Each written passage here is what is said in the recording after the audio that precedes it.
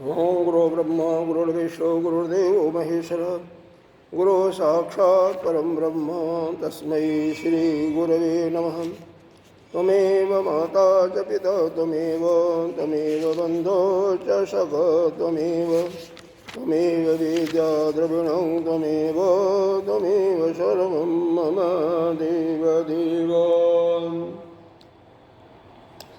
गजाननं भूतगणाधिसेवितं कपितजम्बूफलचारुभक्षणम् उमासुतं शोकविनाशकारकं नमामि विघ्नेश्वरपादपङ्कजम्। अनंत श्री विभूषित श्री पंचायती महानिर्वाणी अखाड़ा के महामंडलेश्वर एवं उत्तर प्रदेश संत समाज के अध्यक्ष अनंत श्री विभूषित श्रोतीय ब्रह्मनिष्ठ श्री गुरुदेव जी के चरणों में कोटि कोटि वंदन। निर्वाण पीठाधीश्वर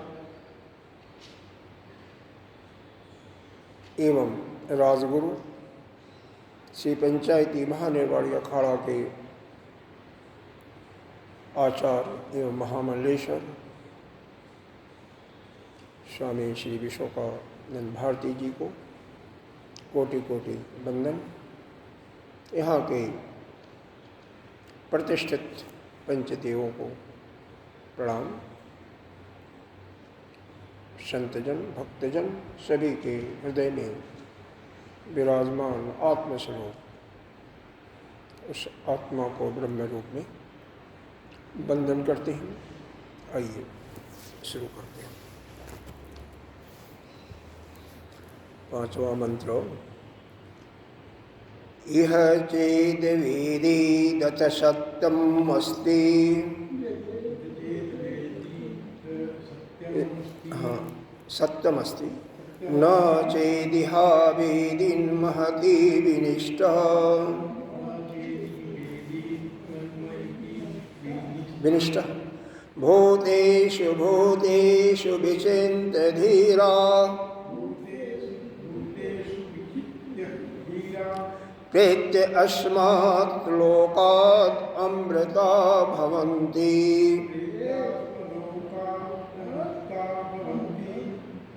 अमृता भवन्ति पीछे क्या आया था पिछले श्लोक में अरे मंत्र में?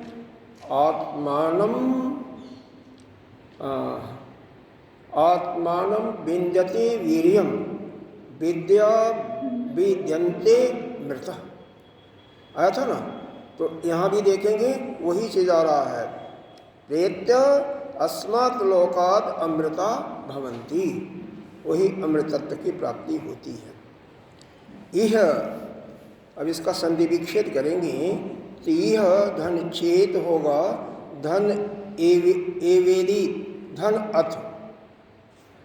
यह माने इस लोक में कहिए, इस शरीर में कहिए या इस समय कहिए। चेत क्योंकि या जो यदि कह सकते हैं यदि। अवेदी जो जान गया, जो जानता है। किसको जाना? अर्थ शब्द है यहाँ पर मंगलकारी शब्द है, क्योंकि ब्रह्म की बात हो रही है तो यहाँ पर मंगलकारी भी शब्द है। अर्थ प्रारंभ वाचक होता है। अर्थ शब्द का तीसरा अर्थ होता है जब विषय अनुमंतर होता है। एक विषय बदल करके दूसरा विषय का श्री गणेश करते हैं तो भी अर्थ शब्द का प्रयोग आता है। इसलिए तीन इसके अर्थ होते हैं। पहला मंगलकारी, मंगलाचरण के रूप में भी अर्थ शब्द का प्रयोग में आता है। दूसरा प्रारंभ करने में, प्रारंभ हेतु। तीसरा विषयांतर में। तीन जगह। तो इस लोक में अब इसका यहाँ पर तीन अर्थ अलग अलग करते हैं। तो चलो अभी यहाँ पर भाष्य में तीन कर देंगे। यह चेत अवेदित अथ सत्यम अस्ति। जो इस लोक में रहते क्या जान गया? उस ब्रह्म तत्व को जान गया। कौन? जो पहले बताया गया था। तो कहते हैं सत्यम अस्ति, मतलब वह उसका जीवन सफल हो गया। सत्यम का अर्थ वाक्य भाष में कल शायद बताया था, यहाँ पर लिखा हुआ है पेज 89 के अंतिम लाइनों के पहले, सत्यम शब्द का परमार्थ तत्वम अस्तव्याप्तम तस्य जन्म सफलम इति अभिप्राय। तो इसका अभिप्राय यही है कि उसका जीवन सफल हो गया। किसका जीवन? जो उस अमृत तत्व के, उस ब्रह्म को, उस आत्मा को जान ले। किस प्रकार से जाना? जैसे पहले बताया गया था, प्रतिबोध विदितम मनुष्यः, प्रतिबोध विदितम मनुष्यः अमृतत्वम इति विन्द्यते।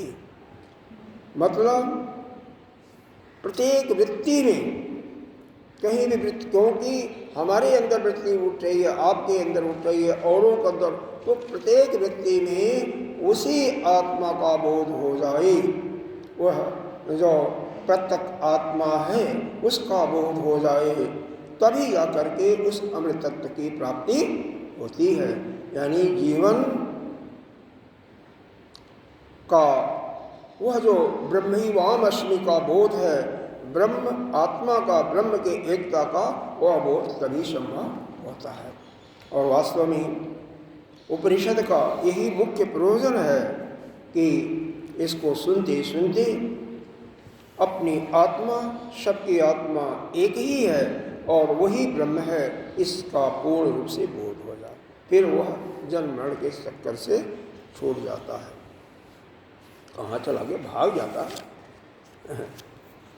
भूते और नहीं गया तो न चेत यह अवेदीन महती विनिष्ठ। अगर यहाँ इसी जीवन में या इसी मनुष्य शरीर में या इसी समय अगर नहीं जाना तो महती विनिष्ठ, महान कष्ट का सामना करना पड़ता है। कौन सा कष्ट? ऊपर दिया हुआ है, कष्टा खलु सुर नर तिर्यक प्रेतादीषु संसार दुख बहुलेषु प्राणि कायेषु जन्म जरा मरण रोगादि संप्राप्ति अज्ञानात्। ये याद कर लीजिए तो अच्छा है, याद हो जाना चाहिए, क्योंकि इसका अनुभव हमें हर समय होता है। हम सबके लिए नहीं कर रहे, आपके लिए कर रहे हैं, हमारे आपके लिए। क्यों? अगर हम कोई भी वृत्ति हमारे अंदर आती है, उस परमात्मा का बोध हो गया तो ठीक है, नहीं हुआ तो हमें यह कष्ट खल को याद रखना चाहिए कि अगर हमें इसका अनुभव नहीं होता है उस परमात्म तत्व का, तो क्या होगा? बहुत बड़ा अनर्थ हो जाएगा। क्यों अनर्थ? इसलिए होगा कि अगर हमारे अंदर कुछ करने की इच्छा रह गई, दान देने की, समाज का कल्याण करने के लिए, तो हमें, क्योंकि हमारा अंतःकरण शुद्ध हो गया है, पुण्य की भी इकट्ठा हो गया है, तो हमें सूर्य के रूप में, देवता के रूप में आगे जाना पड़ेगा। अगर हमारे अंदर कोई ममता रह गई है तो इस मनुष्य लोक में ही मनुष्य रूप में आना पड़ेगा। और तिर्यक, अगर तिर्यक योनि में कब जाना पड़ता है? जबकि आपने वेद, पीछे आया था, बताया गया था, वेद शास्त्र के अनुकूल यज्ञ आदि कर्मों का चयन नहीं किया, कर्मों का संपादन नहीं किया, बल्कि उसके विपरीत कर्म किया। जो वेदों में वर्णित है कर्म करने के लिए, उससे उल्टा ही चला। जैसे झूठ बोला, किसी का सामान लिया, किसी के साथ व्यभिचार किया, जुआ खेला, शराब पिया, आदि आदि आदि, तो उसको तिर्यक योनि में जाना पड़ता है। अब यहाँ पर योनियों का कल बताया था, फिर भी एक बार बता देते हैं, नहीं तो फिर रह जाएगा, बड़ा मुश्किल होगा।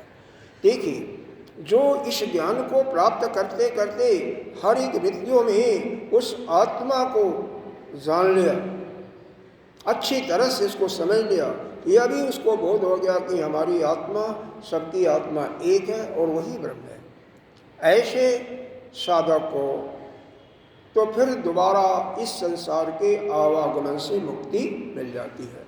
किसमें? इसमें आया है कठोपनिषद में, न तस्य प्राणा उत्क्रमायन्ति।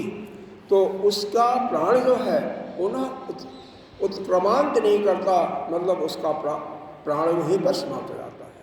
उसका प्राण पुनः जीव के साथ आगे जाने का कार्यक्रम नहीं होता, बल्कि वहीं पर लीन हो जाता। तस्य प्राणा लिप्यंती या विलीयंती है, ये मुंडकोपनिषद में है।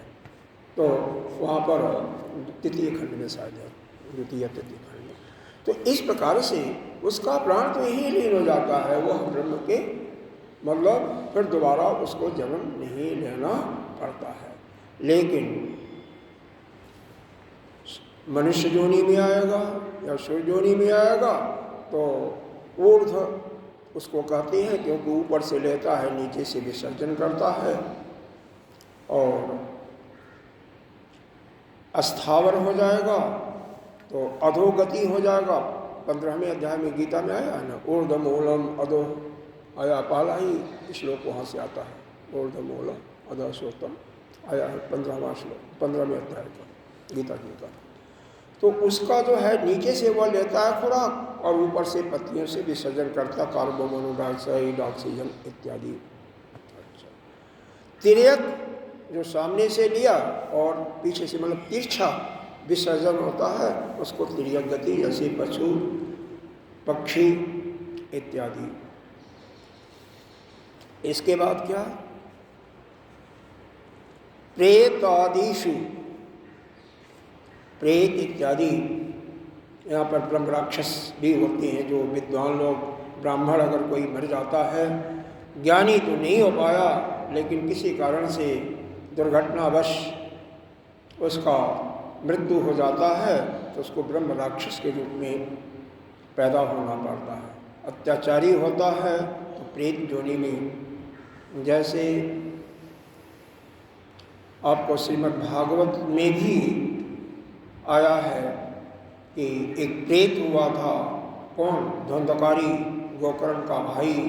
और जो बांस लगाए जाते हैं ना चारों तरफ, जहाँ पर मंडप सजाया जाता है, बांस लगते हैं, उस बांस के गांठ में बैठ करके सुना था, श्रवण किया था, मनन निध्यासन किया था। अंत में 7वें दिन एक एक गांठ को फोड़ते हुए वह जीवन मुक्त हो जाता है और उसके लिए विमान स्वर्ग से आता है और उसमें वह चला जाता है। कहते हैं इस ज्ञान को प्राप्त करने के लिए अगर किसी के साथ जबरदस्ती करना पड़े तो वो भी ठीक है, कोई गलत नहीं है। जैसे शिव महापुराण में एक कथा आती है, सुने तो होंगे।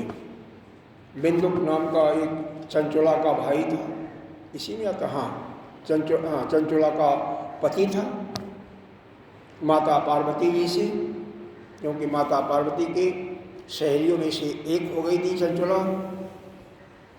भगवान की कथा को श्रवण करते करते, और फिर माता पार्वती जी से विनय करती है कि मेरे पति का भी देखे माँ, वह कहाँ पर पड़े हुए हैं, उनका भी उद्धार कर।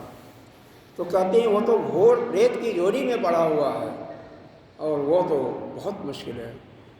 तो बहुत विनय अन्य करने के बाद माता जी अपने गणों को भेज करके कहते हैं उसको बांध लेना। मंत्र दिया, इस मंत्र का स्मरण करके, इसका अभिनंदन करके उसको बांध लो और बांध करके फिर ज्ञान को सिखाना, उसको ज्ञान को देना है। तो उसको बांध करके, उसका नाम बिंदुक था, उसी का पति था, बांध करके उसको ज्ञान दिया गया और फिर भी वो जीवन से मुक्त हो गया।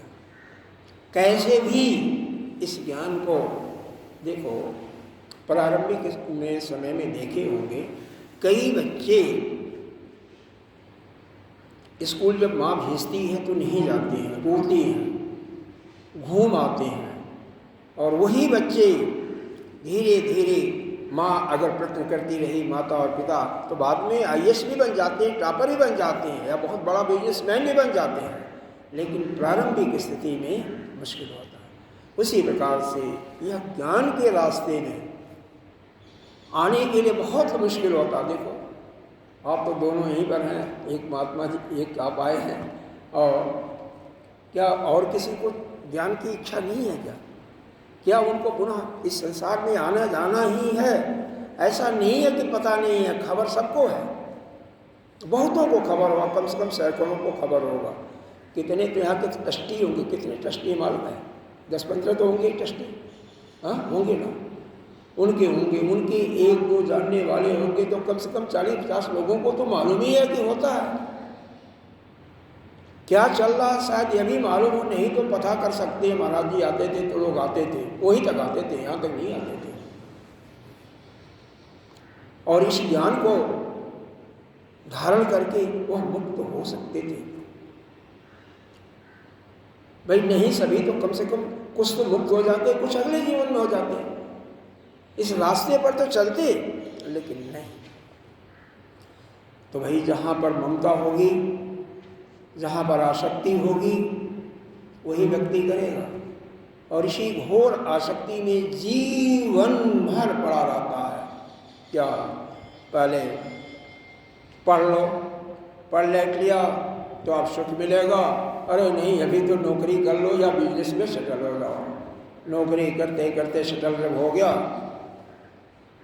नौकरी में कम परेशानी थोड़ी होती है, बिजनेस में कम परेशानी नहीं होती है। नित्य प्रति नए नए अन्य सारे प्रॉब्लम समस्याएं आती रहती हैं, और उनका समाधान करते फिर ये होते हैं कि नहीं शादी कर लो, फिर बच्चा होगा, मतलब वह उनकी समस्या का अंत होता ही नहीं है, और उनका जीवन पूरी तरह से उसी परिवार में, उसी व्यवसाय में या नौकरी में समाप्त हो जाता है। अंत में नहीं चले जाते, फिर आते हैं, फिर 84 लाख योनियों के बाद आएंगे, क्योंकि उन्होंने तो दक्षिणायन मार्ग का भी चयन नहीं किया ना, कि कम से कम अच्छा कर्म किए होते श्रुति स्मृति के अनुसार, वो भी नहीं किया ना, तो दक्षिणायन मार्ग नहीं मिल रहा। तो पता नहीं अस्थावर के रूप में होंगे या तिर्यक योनि में जाएंगे, फिर कहीं पुण्य का पिछले जन्म का कोई पड़ा होगा तो उदय होगा, तो फिर मनुष्य योनि में आएंगे। कहते हैं बड़ा मुश्किल होता है। एक सूरदास जी थे, उनकी कथा संतों के बीच में बहुत ही प्रसिद्ध है। क्या कहते हैं, एक कोई बहुत बड़ा ऑडिटोरियम होता है ना, ऑडिटोरियम था, उसमें सब लोग कोई चल रहा था, कथा प्रसंग इत्यादि जो कुछ चल रहा होगा, तो आग लग गई। आग लगने पर तो सभी को अपनी अपनी जान बचानी होती है। इनको किसी एक सज्जन पुरुष ने कहा कि दीवार का सहारा दे दिया, कि दीवार को के सहारे चलते जाइए। एक ही दरवाज़ा था उसमें निकलने का, उस ऑडिटोरियम से बाहर जाने का एक ही रास्ता था, दूसरा रास्ता नहीं था। जैसे वह दरवाज़ा आएगा तैसे आप निकल जाएगा, आप बाहर हो जाएंगे, बच जाएंगे, जीवन आपका बच जाएगा। भगवान की ऐसी कृपा कि जैसे ही दरवाज़ा आता है उनके सिर में खुजली हो गई। जो हाथ दीवार पर था वह यहाँ चला गया और चलना बंद नहीं किया। अंत में छोटा सा दरवाज़ा था 3 फुट का, उसको पार कर गए और दीवार पकड़ते पकड़ते फिर दोबारा आए। दोबारा फिर चक्कर लगाते लगाते फिर आए तो पीठ में खुजली हो जाती है, फिर दरवाज़ा निकल जाता है और फिर अंत में उसी अग्नि के चपेट में मर जाती है। उनकी वास्तव में यह कथा जो है सूरदास की नहीं है, बल्कि हम ही लोगों की है। और ये 84 लाख योनियों में भ्रमण करते करते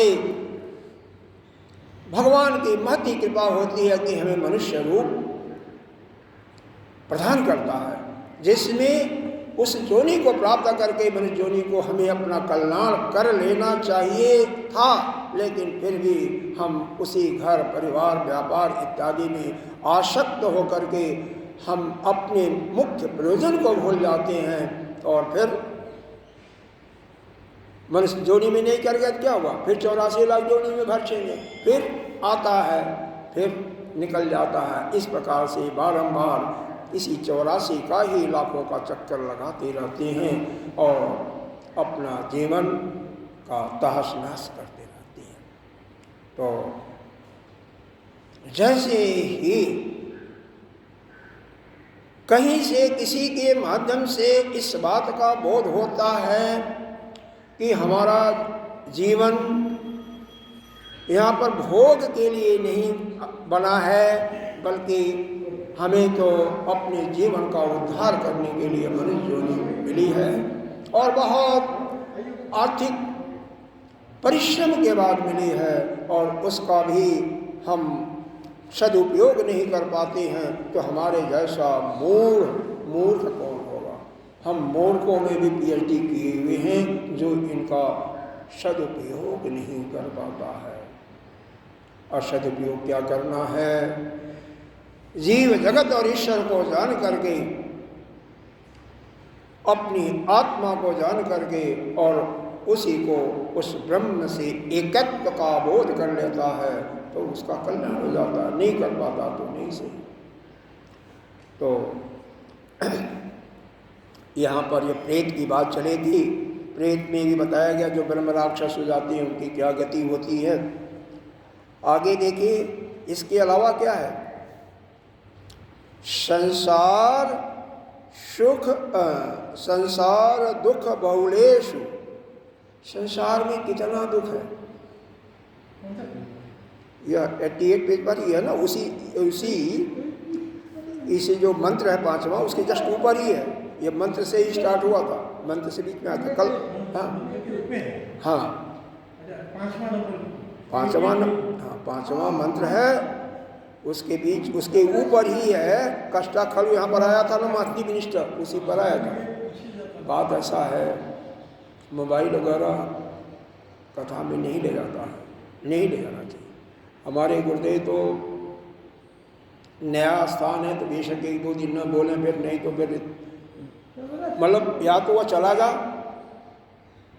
या तो मोबाइल रख दे, है नहीं तो मोबाइल को शांत करके बैठा, साइलेंट करके बैठा है। अभी घर का वो जंजाल लेकर के आया तो यहाँ पर आने की क्या जरूरत है? सीधी बात है। वो तो बहुत ही स्ट्रिक्ट है, महाराज जी भी बहुत स्ट्रिक्ट हैं। तो पता नहीं, क्योंकि ये तो गायन भी करते हैं तो फिर पता नहीं, क्योंकि कई जगह में सुना है तो गायन वादन भी करते हैं महाराज जी। लेकिन हमारे गुरुदेव तो केवल ज्ञान की बात करेंगे तो वो तो उसमें बिल्कुल नहीं, कुछ भी अलाउड नहीं है। जो माँ बच्चे को लेकर के आती है वो भी बच्चा लेकर के निकल जाओ, तो बच्चे को शांत करा के बैठो चुपचाप, क्योंकि तुम्हारे कारण से 200-400 लोगों का तो डिस्टर्बेंस ना हो। 50 ही बैठे हैं, उनका कहने का मतलब 5 ही बैठो लेकिन ठीक से सुनो और तुम मुक्त हो जाओ, छुट्टी। नहीं मुक्त हो गए तो कोई बात नहीं, लेकिन भीड़ भाड़ की इकट्ठा की हमें ज़रूरत नहीं है। भीड़ की ज़रूरत किसको होती है? जिसको ज़्यादा कुछ चाहिए, हमें तो कुछ नहीं चाहिए। अरे भाई, इसको करने से मेरा खुद कल्याण हो रहा, मेरा स्वयं मैं कह रहा हूँ कि मैं इसका अध्यापन करा रहा हूँ तो मेरा अंतःकरण स्वयं सिद्ध हो रहा है। और आप 2 लोग 4 लोग बैठे हो, उसमें से अगर एकाध मुक्त हो गया तो बहुत अच्छा, नहीं हुआ तो कम से कम ज्ञान का प्रादुर्भाव अंदर आ गया इस जन्म में, नहीं तो अगले जन्म में तो हो ही जाएगा। नहीं भी करेगा तो मेरा क्या बिगड़ेगा? तो इसलिए सारे जंजाल वह सब दुख के कारण है, वही महती अनिष्टा, बहुत बड़े अनर्थ का कारक वही है यह आसक्ति। किससे? घर संबंधी, व्यापार, नौकरी इत्यादि से। और फिर वह क्या देता है? बहुत प्रकार का दुख देता है। प्राणी निकायेषु, यह कल इसके बारे में नहीं बताया था। प्राणी निकायेषु कौन से 3 प्रकार के प्राणी होते हैं? कौन कौन? जरायुष नहीं बताया था शायद, अंडज और स्वेदज, ठीक है। उद्भिज स्वेदज में अंतर्भूत कर दिया गया था। तो किसी न किस प्राणी में होंगे 84 लाख में, यह पता नहीं। प्रॉब्लम तो यही है ना। तो चक्कर लगाते रहो और सूरदास के माफिक दरवाज़ा निकल जाएगा, घूमते रहो, उसमें चक्कर लगाते रहो। फिर जन्म पैदा होने में कितना कष्ट होता है, कहते हैं 100 बिच्छुओं को डंक करते हैं एक साथ, उतना कष्ट होता है। और गर्भ में माँ अगर क्या कहते हैं मसाला तेज खा ली, मिर्ची खा ली, तो उसका जो दर्द होता है ना, बच्चे को गर्भ में जो बच्चा होता है उसको भुगतना पड़ता है। मरण, जब कोई भी व्यक्ति मरता है तो 1000 बिच्छुओं के डंक का कष्ट, उतना कष्ट होता है। रोग कोई हो गया, किसी को कई प्रकार के रोग हैं, किसी का डायबिटीज़ तो आजकल आम हो गया, हृदय का, पक्षघात, आजकल तो माइंड हेमरेज भी चला गया है, नाना प्रकार के रोग चले गए हैं। तो कोई भी रोग हो गया तो एक तो जीवन भर दिया दवा खाओ, और दवा खाने के बाद भी जरा सा भी सतर्क न रहो तो हालत ख़राब हो जाती है। यहाँ पर थायराइड पैराथाइड की प्रॉब्लम हो जाती है तो भी शरीर बढ़ता जाता है। मतलब एक रोग नहीं है, कई हैं। सन प्राप्ति, तो इनकी प्राप्ति कैसे हो सकती है, इनसे छुटकारा कैसे हो सकता है, यह क्यों होते हैं? अज्ञानात्, इनका कारण केवल अज्ञान है। और जब अज्ञान मिटेगा तब जा करके यह सारा दुख दूर होगा। तो इस अज्ञान को, और मिटेगा क्या? ज्ञान को आपने धारण कर लिया, अज्ञान अपने आप चला जाएगा। तो इस ज्ञान का धारण करो, और ज्ञान तो एक लाइन का ही है कि हमारी आत्मा और सबकी आत्मा एक है और वही ब्रह्म है, बस इसी को धारण करना है। भूतेषु भूतेषु विचिन्त्य धीरा प्रति अस्मात् लोकाद् अमृता भवन्ति। प्रत्येक प्राणियों में विचिन्त्य धीरा, कोई धीर पुरुष ही, श्रीमान ही, जो धैर्यवान होता है, वही प्रत्येक प्राणियों में विचार करके कि उनकी आत्मा और मेरी आत्मा एक है।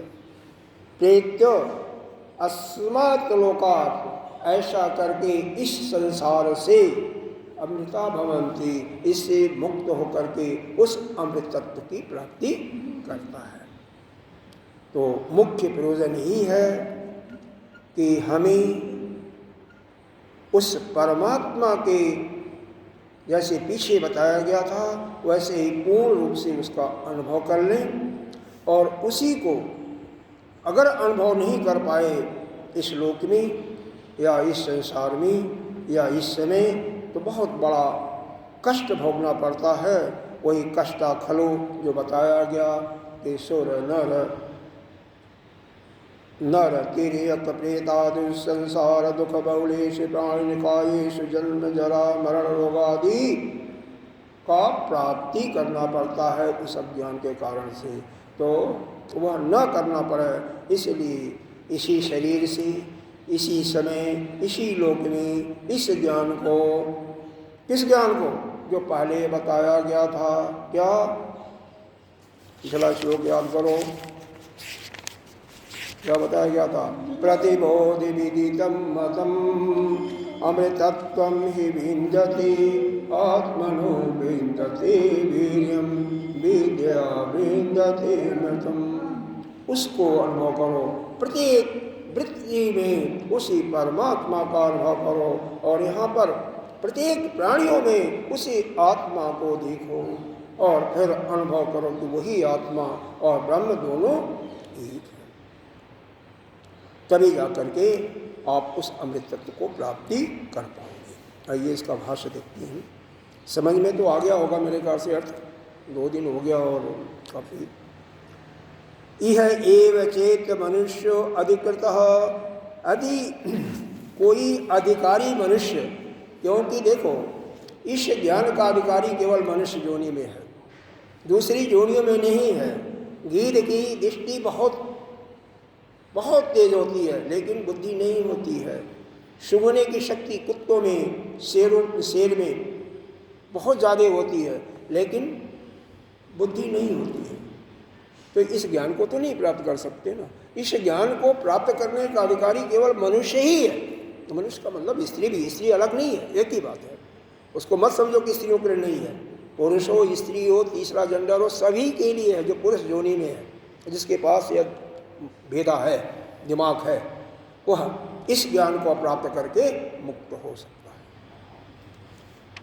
यह एव चेत मनुष्य अधिकृता, जो समर्थ है, जो मनुष्य धीर है, समर्थ है, यदि अवेदित आत्मानम, यदि उस आत्मा को समझ गया, अच्छी तरह से जान गया, जथोत लक्षण विदितवान, जैसा कि पीछे लक्षण बताया गया था प्रत्येक वृत्तियों में, अगर वो भी न जानो तो तत्वबोध की वह परिभाषा याद करो। निर्गुणो, निष्क्रियो, नित्यो, निर्विकल्पो, निर्कल्पो निरंजन, निर्विकारो, निराकार, नित्य मुक्तस्य निर्मल। उसको किसी भी रूप में जानो, वह तो केवल एक ज्योतिष रूप है, उसको तो देख नहीं सकते, उसके न गुण होता है, न कोई संकल्प विकल्प होता, कुछ भी नहीं है। उस निर्गुण निराकार ब्रह्म की उपासना करनी है, उसको जानना है। यह सगुण साकार की नहीं, जिसकी पूजा करते हैं वो नहीं। पिछले पहले खंड में ही आया था कि ब्रह्म वह नहीं है जिसकी तुम पूजा कर रहे हो, वो नहीं है। उसको मत समझो। किसको? जो आँखों को चक्षु देने वाला, शक्ति देने वाला है, जो वाणी को शक्ति दे रहा है, जो वाणी का वाणी है, चक्षु, वह उसको जान जाओ तो फिर तुम्हारा कल्याण है। यथोक्तेन प्रकृति, जैसा कि पहले बताया गया था, अथ तदा अस्ति सत्यम मनुष्य जन्म अस्मिन् विनाशो अर्थवत, अविनाशी है। यहाँ पर संधि विच्छेद करोगे तो अस्मिन् और अविनाशी, अर्थवत्ता व सद्भाव व परमार्था व सत्यतम सत्यम विदत्ते। तो वह मनुष्य अपने इस जन्म को तब कभी सफल करता है जब उस अविनाशी तत्व को जान लेता है, उसके बारे में जानकारी प्राप्त करता है। अर्थवत्ता, जो उसको जान करके अपने जीवन को, अर्थवत्ता का मतलब सार्थक कर लेता है, सद्भाव, सद गति को प्राप्त कर लेता है, परमार्थ तत्व को प्राप्त कर लेता है, वह सत्यतम विदते, यानी सत्यम का अर्थ यहाँ पर अपने जीवन को सफल कर लेता है। मतलब क्या है यहाँ तक का?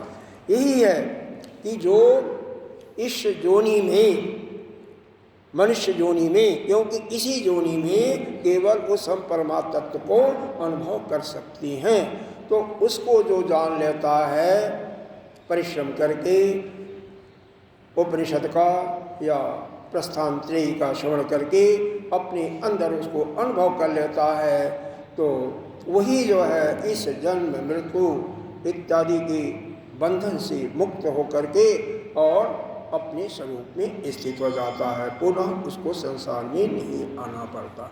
लेकिन जो नहीं जाना तो उसके लिए क्या है? महंती विनिष्ठा आगे आएगा, तो उसके लिए तो भाई बहुत कष्ट है। न चेत इह अवेदित इति, न चेत इह जीव चेत अधिकृता, बारंबार इसको कह रहे हैं। देखो वाक्य को देखो, न चेत, जो कि यदि, अविदेति, इसको नहीं जान पाया, अविदेत का मतलब जानना, न इसको न है तो नहीं जान पाया। न चेत यह जीवन से चेत, यह अधिकृत जो मनुष्य जोनी है इसमें, इस जीव में नहीं जाना।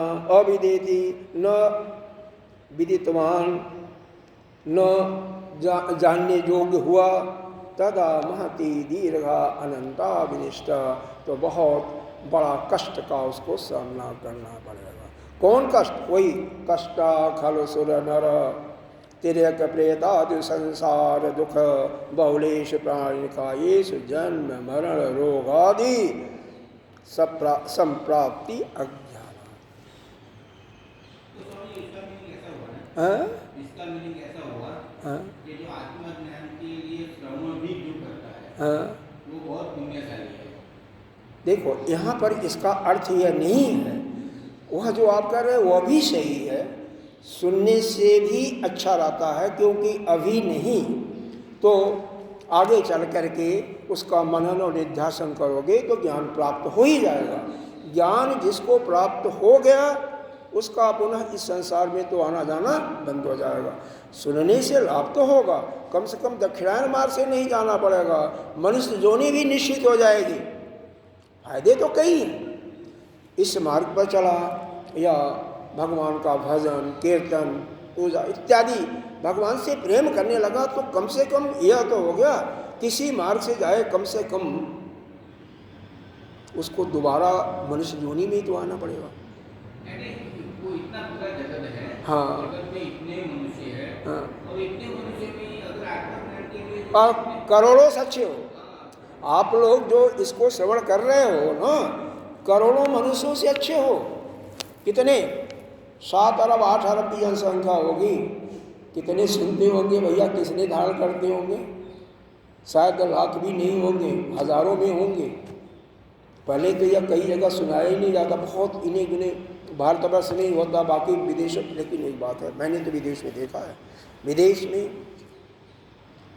अफ्रीका की बात बता रहा हूँ, तो सबसे बोट्सवाना की बात बता रहा हूँ, मतलब जो कि गए गुजरे देशों में आते हैं, लेकिन वहाँ पर कम से कम सप्ताह में 2 दिन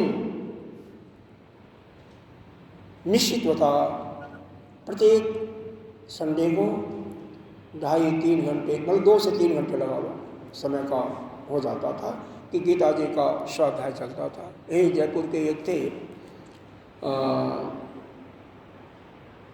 हाँ कौन सा हॉस्पिटल था, गैवरान का बहुत सबसे बड़ा जो डिस्ट्रिक्ट हॉस्पिटल होता है, सबसे बड़ा देश का ही हॉस्पिटल था, उसका नाम नहीं आ रहा है, उसके शर्मा जी थे। बम्बई में है? नहीं, विदेश में, अफ्रीका के अंदर गैवरान में, वह गीता जी का स्वाध्याय कराते थे। मुस्लिम, ईसाई और हिंदू तो आते ही थे। वहाँ पर जाकर के यह जो एशिया के लोग सभी एक होते थे, केवल भारत के ही नहीं, प्रांत वाइज ही नहीं, और प्रत्येक थर्सडे यानी बृहस्पतिवार को बहुत अच्छा कार्यक्रम चलता था इस्कॉन का, भगवान का भजन लीला इत्यादि। तो जो भगवान का उपासना किसी न किसी रूप में करता रहता है या इस ज्ञान के प्राप्ति के रास्ते पर चलता है, तो उसकी तो उत्तरायण गति होती ही होती है, यह तो पक्का ही हो जाता है। अगर वह ज्ञान प्राप्त नहीं भी कर पाया जीवन में, तो कम से कम दोबारा उसकी क्रम मुक्ति तो तय हो जाती है। अंत में ब्रह्मा जी उसको ज्ञान दे करके मुक्त कर देते हैं। लेकिन कई लोग कहते हैं, कई संतों का कहना है कि वहाँ पर भी जिसको प्रमाद रह जाता है उसकी मुक्ति नहीं हो पाती, लेकिन फिर भी आता है तो किसी संभ्रांत परिवार में, अच्छे कुल में, या किसी योगी के घर उसका अवतरण होता है। फिर उसी जन्म में वह आगे तपस्या करते हुए आगे ज्ञान प्राप्त करके मुक्त हो जाता है। हाँ, देवता लोग रहते हैं, देवता लोग तो विघ्न डालते हैं ना। देवता लोग भी मनुष्य योनि को प्राप्त करने के लिए हमेशा प्रयत्न करते हैं कि मनुष्य योनि हमको मिले। लेकिन ठीक है, अच्छा है, आना चाहिए, क्योंकि मनुष्य योनि है जिसमें आपको कर्म करने का भी अधिकार है और भोगने का भी अधिकार है। बाकी योनियाँ जितनी भी हैं, चाहे देव योनि हो, चाहे पशु योनि हो, तिर्यक योनि, सब में केवल भोग योनि ही है। राक्षस हो, दैत्य हो, वहाँ पर आपको कर्म योनि नहीं है, कर्म नहीं कर सकते हैं, ज्ञान नहीं प्राप्त कर सकते। एक एक्सेप्शन है कि इंद्र ने और विरोचन ज्ञान प्राप्त करने के लिए ब्रह्मा जी के पास गए थे, जिसमें इंद्र को ज्ञान प्राप्त हो गया था। यह एक्सेप्शन है, अपवाद है, तो हर जगह अपवाद नहीं लगता। ठीक है, आगे चलते हैं।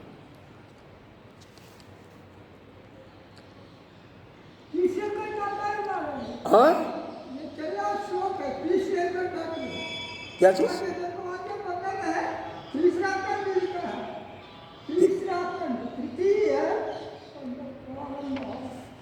ऐसा लिखा है। हाँ, तृतीय खंड कारण तृतीय खंड इसके बाद होगा, इसके बाद होगा। तृतीय खंड कल से शुरू होगा। तदा महती दीर्घ, ये तो हो गया था। विनाशनम, विनाशनम जन्म जरा मरण आदि प्रबंध विच्छेद लक्षणा संसार गति। अगर जो इस ज्ञान को नहीं प्राप्त कर पाता उसके लिए जो अनंत दीर्घ अनंत विष्टा गति क्या आ रही है? विनाशनम, उसका एक तो नष्ट होने के बाद, उसका ये शरीर जाने के बाद पुनः उसको जन्म, बुढ़ापा, मरण, प्रबंध, मतलब ये जो ग्रंथियां हैं कर्ता, भोक्ता और ज्ञाता की, विच्छेद लक्षणा संसार गति, यह इन ग्रंथियों के विच्छेद न होने के कारण इस संसार के भवसागर में पुनः आना पड़ता है। अगर इसी जन्म में, इसी लोक में, इसी जन्म में, इसी शरीर से उस ब्रह्म तत्व को जान लिया कि हमारी आत्मा, सबकी आत्मा एक ही है और वही ब्रह्म है, यानी एकत्व का बोध कर लिया, तो उसको पुनः इस संसार में नहीं आना पड़ता। और नहीं तो यह जन्म मरण इत्यादि का जो चक्कर चल रहा है 84 का, वह चलता रहेगा। तस्मात् एवं गुण दोषौ बीजानंतो, इस प्रकार से तुम गुण और दोष को देखो। बारंबार यहाँ पर हमारे भाष्यकार हम लोगों को सतर्क कर रहे हैं। तस्मात् एवं, इसलिए, एवं इसी प्रकार से तुम गुण दोष बीजानंतो, इनको देखो बारंबार। अगर नहीं जानोगे तो क्या तुम्हें कष्ट सहना पड़ेगा, जानोगे तो तुम्हें क्या प्राप्ति होगी। ब्राह्मणा भूतेषु भूतेषु सर्वभूतेषु अस्तावरेषु चरेषु च एकम आत्मतत्वं ब्रह्म विचिन्त्य विज्ञाय साक्षात् कृत धीरा श्रीमन्तः प्रेत्यावृत्त। बहुत लंबा शब्द है। प्रत्येक प्राणियों में, चाहे वह चलने वाले हों चाहे वह अस्थावर हों, उसी एक आत्म तत्व ब्रह्म को देखो, उसी का चिंतन करो, उसी को समझो। और यह साक्षात करके केवल धीर पुरुष ही यह प्रत्यावृत्य, मतलब उसका यह अलग कर देना होता है। मतलब जैसे 10 प्रकार के यहाँ पर फल लगे हुए हैं, तो यह बता दिया गया जो गोल गोल हो उस फल को लाना, लेकिन वह कड़ा हो, वह लंबा न हो, वह छोटा भी न हो, इतना बड़ा हो। तो सारे फलों का वहाँ पर व्यावरण हो जाता है। केवल क्या बचा? सेब। सेब का नाम नहीं बताया गया क्योंकि मौसमी होगा वो भी अलग हो जाएगा, केला होगा वो भी, उसका भी व्यावरण हो गया, अलग हो गया, व्यतिरिक्त हो गया। इस प्रकार से हर एक का करके जो चाहिए उसका थोड़ा सा लक्षण बता करके उसको बनाया गया। तो बाकी सभी का अव्यावृत्त हो जाता है, सभी अलग हो जाते हैं। कौन सा? अहम भाव लक्षणादि, ये जो अहम तत्व है, अहंकार है, इस शरीर से जो मेरा तेरा यह जो है, इसी का व्याकृत कर दो, इसी को व्यावरण कर दो, तभी यह संभव होगा। भाव लक्षणात् अविद्या, क्योंकि यही अज्ञान स्वरूप है। यानी यहाँ पर अज्ञान स्वरूप का मूल लक्षण क्या दिया, जो और यही है ही है अहम भाव। यह अंतःकरण में 4 चीजें बताया गया, अहंकार, मन, बुद्धि, चित्त। तो बुद्धि को का ही एक रूप अहंकार दिया जाता है। तो अहंकार के कारण ही आपका अपने समझते हो ये मेरा है या तेरा है, यह मेरा घर है या तेरा घर है, और वास्तव में है किसी का नहीं। जब तक हो वो करो, नहीं तो किसी भी समय चल दोगे तो मेरा तेरा करते रह जाओगे। तो इसी का व्यावर्त कर दो तो तुम्हारा कल्याण हो जाएगा। यानी अहंकार को बिल्कुल मिटा दो, यानी अपने मन को बिल्कुल डायरेक्टली सीधे तौर पर नहीं कहा जा रहा समाप्त कर दो, मन के अंदर जितनी चीजें हैं सब कुछ समाप्त कर दो। जब तक यह समाप्त नहीं होगा अहम, तब तक आपका कल्याण नहीं हो सकता। तो सारा जड़ जो है अहम ही है। और देखो कर्ता का क्या है, मैंने किया, भोक्ता का मैंने इसका स्वाद लिया, बहुत मीठा है, बहुत खट्टा है। इसी प्रकार से यह प्रमाता के रूप में हमने जान लिया। बताया था ना, प्रमाता, प्रमेय और प्रमाण, त्रिपुटी बताया था कल। तो किसी चीज़ को जानकारी के अर्थ में, जानने के अर्थ में उसका भी व्यावर्त कर दो, तो सभी चीज़ों का व्यावर्त कर दो, अपने कर्ता को भी, भोक्तापन को भी और ज्ञातापन को भी, मेरा और तेरा भी। मतलब क्यों मेरा तेरा क्यों करना है? क्योंकि सभी में तो एक ही आत्मा है। व्यवहार की दृष्टि से आपको अलग अलग व्यवहार करना है, लेकिन सभी के अंदर वही आत्मा है और वही कोई और नहीं है, बल्कि वही सभी आत्मा ब्रह्म है। इसी एकत्व का बोध अपने अंदर आपको करना है। वह बोध हो गया तो आपका कल्याण हो गया। आगे एक लाइन में इसको समाप्त करते हैं। हाँ, इससे उपरम में, इससे ऊपर हो जाओ, उपरती कर लो। सर्व आत्मिक एक भाव अद्वैत माँ पन्ना संत अमृता भवंती ब्रह्मयी भवंती इत्यर्थ। इसका अर्थ बताया यही है कि अविद्या रूप यह जो अज्ञान स्वरूप है, अहंकार और इसके जितने भी लक्षण हैं, उनसे इस संसार से अपने को उपरती कर दो, अपने को अलग कर दो, उनका व्यावरण करके अलग कर दो और उस एक आत्म तत्व अद्वैत जो ब्रह्म है, उसी अमृत स्वरूपा जो है, उसी को तुम अपने अंदर धारण कर लो। तुम वही हो, ब्रह्म ही भवंती, तुम वही ब्रह्म हो और वही हो जाओ। दूसरे एक उपनिषद का सारा लेते हैं श्रुति का, स यो ह वही तत्परम ब्रह्म वेद ब्रह्म ही बहुत मुंडक उपनिषद का होगा, सदा मुंडक उपनिषद का है।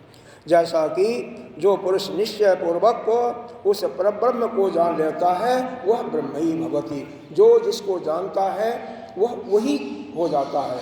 पीछे आपको बताया था एक एकादश स्कंद में श्रीमद् भागवत में भी एक कीड़ा होता है भंभीरी, जो कि कीड़े को पकड़ कर लाता अपने पेट में डाल देता है। बाद में वह कीड़ा उसी का चिंतन करते हुए, क्योंकि उसको खाना देता है, सब कुछ देता है, लेकिन जाता है तो डंक मारता है, तो डंक मारने से उसका चिंतन करता है, तो उसी का चिंतन करते करते बाद में वो भी भंभीरी हो जाता है। इसी प्रकार से आप भगवान का चिंतन करोगे तो आप भगवान ही बन जाओगे, ब्रह्म का चिंतन करोगे तो ब्रह्म ही बन जाओगे। इसी को देते हुए यहाँ पर इस दूसरे खंड का आज समापन हो रहा है। ओम पूर्णमिदः पूर्णमिदम्